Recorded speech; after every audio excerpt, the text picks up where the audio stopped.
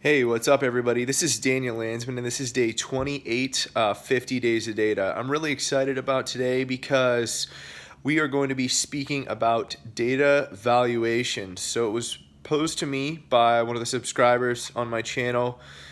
Does data value increase exponentially with the data increase that we are seeing right now? Basically, short answer is not really sure. I think that we're too early in order to make that distinction one way or another. Based on our current techniques, I would lean more towards saying we improve at a 1 to n type model. Basically, instead of going from 0 to 1, like Peter Thiel would say in his book, we're just making incremental improvements on the data evaluations. But I want to talk about 7 different things that you should be thinking about when you're going to be valuing data and putting it into a model to better understand whatever it is that you need to understand. So I want to talk about data scale, because if you don't have scale, it's not really going to be worthwhile. If you have a sample size that's too small and not statistically significant, then you're going to be running into problems because you can't extrapolate and make forward-looking predictions or do good analysis if the sample size is too small. So first off, the sample size has to be big enough. The second thing is data tends to be quite noisy. So when the data signals are coming in, how are you cleansing that data in order to make it be quality? So it's really important to have clean data to operate on, because if you're operating off dirty data, where a lot of different things are all jumbled together, then it's going to be harder to make good assumptions, predictions, or decisions based off of that data. To give you guys an example, based on my personal experience, I've seen or had clients tell me that app developer names come through in a multitude of ways. So just for the sake of discussion, we're going to name an app Run Bob. And Run Bob can basically come through as a data packet with a capital RUN, no space, capital BOB. Or it could come through as no capital RUN, no space BOB.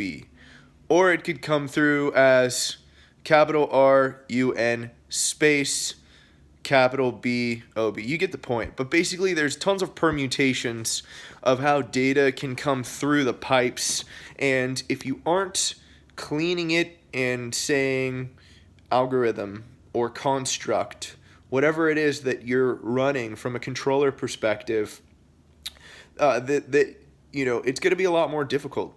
So the third thing is the data precision. So you have enough scale, you have enough denoising going on, so that you have clean data. That's the third thing, to make assumptions off of. The fourth thing is I call it data value density. So you have to basically understand, like, what are the underlying drivers that are going to be producing value out of the data for whatever it is that you're using it for. And then based off of that driver that you figure out, right, you need to build it into the model and say, okay, once the data is big enough, once the data is clean enough, once we know it's the right data, like, are we getting what we think we're getting, and are these things correlated, or can we prove causation or something like that from a statistical analysis perspective? I'll leave that to you guys to figure out, but that's just my overarching philosophy. The next thing is, the fifth thing is, you have to understand too that data doesn't stay good forever. Like there's a half-life of data, for lack of a better way to describe it.